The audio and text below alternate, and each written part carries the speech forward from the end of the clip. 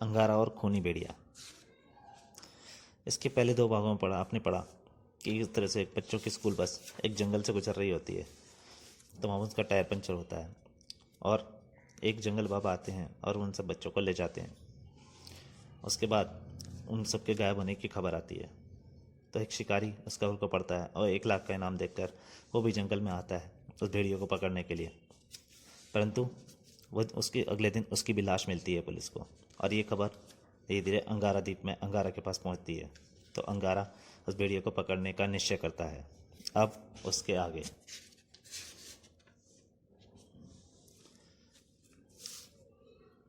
अंगारा विकराल जंगल की यात्रा के लिए तैयार हो गया। जटायु, तुम मुझे हिंदुस्तान की सरहद में ले चलो। जो आज्ञा स्वामी। अंगारा का आकाश मार्ग का वाहन जटायु अंगारा को ले चला हिंदुस्तान की ओर। समुद्र पार करते समय वेलानिनों ने विदाई दी। संसार के समस्त वन्य प्राणी का मसीहा हिंदुस्तान पहुंच गया था। मसीहा। अंगारा ने वहां पहुंचकर कहा, सबसे पहले मुझे अपने जन्मदाता से मिलना है। जटायु बोला, मैं आपको वहीं ले जा रहा हूं स्वामी। जटायु, शहर में तुम्हारे आगमन से हड़कंप मच जाएगा, इसलिए तुम मुझे इसी जंगल में उतार दो। अभी उतारता हूं स्वामी।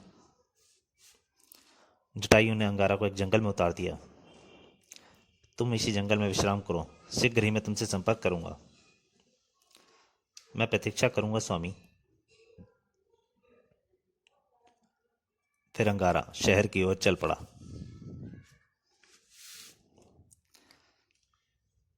अंगारा में शहर में प्रवेश से अपना वेश बदल लिया। शहर में प्रवेश से पूर्व अंगारा ने लिबास पहन लिया और वह एक टैक्सी से डॉक्टर कुणाल के निवास पर पहुंचा।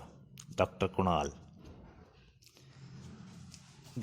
अपनी कोठी में वन्य प्राणियों के साथ व्यस्त थे। तभी एक आदमी आया, उनका नौकर। सर, अंगारा नामक व्यक्ति आपसे मिलना चाहता है। डॉक्टर कुणाल खुश हो गए। अंगारा अंगारा आया है, जाओ तुम बुला कर लाओ। डॉक्टर कुणाल उसके स्वागत के लिए आ गए। आओ पुत्र, तुम्हारा स्वागत है। अंगारा ने हाथ जोड़कर नमस्ते किए। इधर से गुजर रहा था, सोचा आपके दर्शन करता चलूं। मित्रों, तुम पूछते थे ना अंगारा कौन है?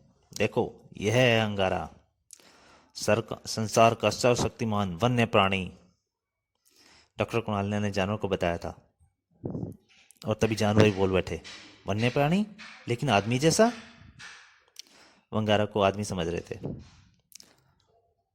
इसका जवाब अंगारा ने दिया, हाँ मैं आदमी हूं, आदमी जैसा दिखता हूं जरूर हूं, लेकिन हूं तुम्हारी तरह वन्य प्राणी।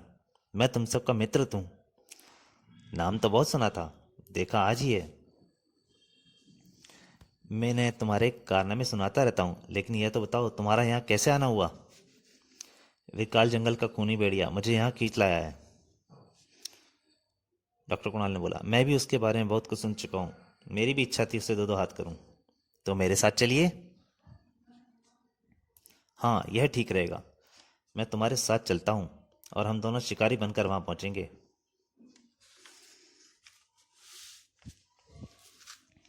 सुरक्षा व्यवस्था के कारण विकराल जंगल में प्रवेश वर्जित था।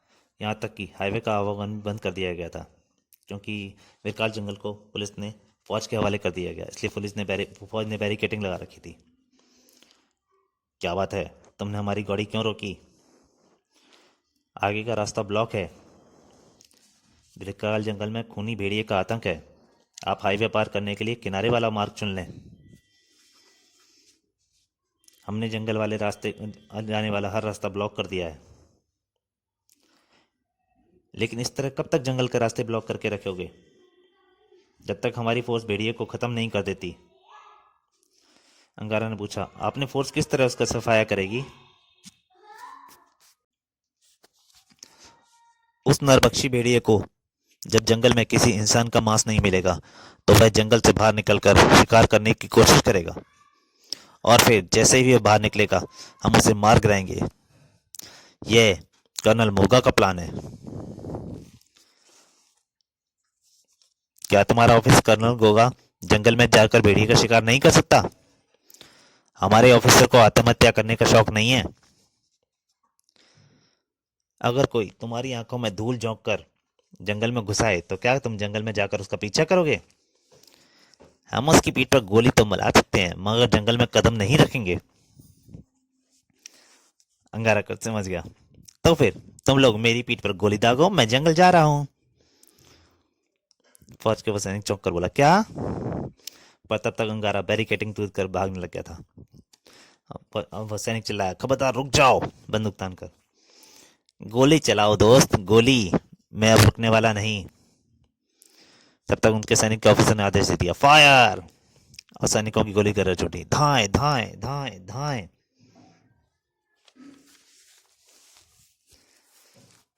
ऑफिसर डॉक्टर कुणाल से बोला, तुम्हारा साथी जंगल में घुस गया, अब तुम्हें हमारे फेवर में बयान देना होगा।